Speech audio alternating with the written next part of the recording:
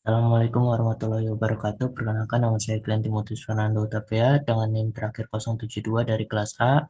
Di sini saya akan memaparkan PPT saya yang berjudulkan penetapan konteks resiko kesalahan HSCode kode untuk pemenuhan UAS manajemen risiko, prodi manajemen pelabuhan dan logistik maritim.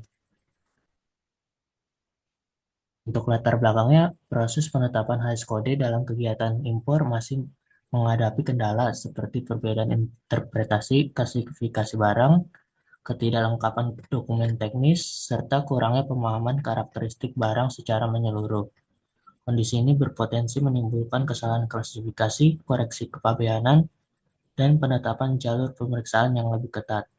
Dampak dari permasalahan tersebut dapat berupa keterlambatan pengeluaran barang, peningkatan biaya impor, serta gangguan terhadap kelancaran rantai pasok. Oleh karena itu, penetapan konteks risiko kesalahan HS kode diperlukan untuk meningkatkan kepatuhan, efisiensi proses impor, dan kelancaran operasional.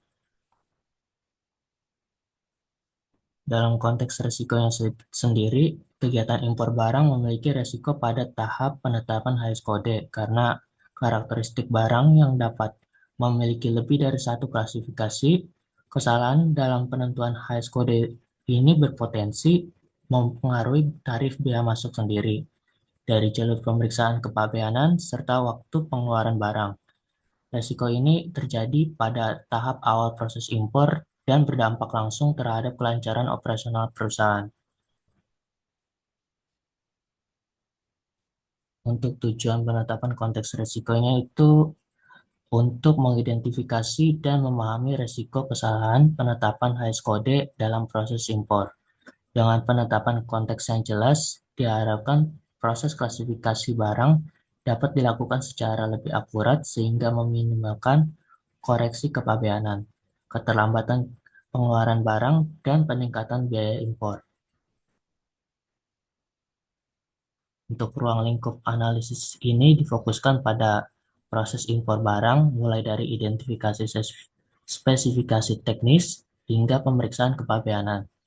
Tahapan yang dianalisis meliputi penentuan HS kode, pengajuan dokumen impor atau PIB, serta proses verifikasi oleh bea dan cukai. Analisis ini dibatasi pada satu siklus kegiatan impor di pelabuhan utama. Untuk Untuk stakeholder yang terlibat dalam proses impor dan penetapan HS kode terdiri dari pihak internal dan juga eksternal. Pihak internal berperan dalam penyiapan data dan dokumen impor, sedangkan pihak eksternal berperan dalam proses pengurusan dan pengawasan kepabeanan. Risiko utamanya dalam kegiatan impor yang dianalisis adalah kesalahan penetapan HS kode. Risiko ini dapat terjadi akibat perbedaan interpretasi klasifikasi barang, ketidaklengkapan dokumen teknis, serta kurangnya pemahaman karakteristik barang. Kesalahan tersebut berpotensi memicu koreksi kepabeanan, penetapan jalur merah, dan keterlambatan proses pengeluaran barang. Dampak resikonya itu kesalahan penetapan HS kode itu dapat menimbulkan berbagai dampak terhadap proses impor. Dampak tersebut meliputi penetapan jalur merah, peningkatan waktu dwelling di pelabuhan, serta bertambahnya biaya operasional seperti biaya penumpukan dan pemeriksaan. Selain itu, keterlambatan pengeluaran barang berpotensi mengganggu kelancaran rantai pasok dan proses produksi perusahaan.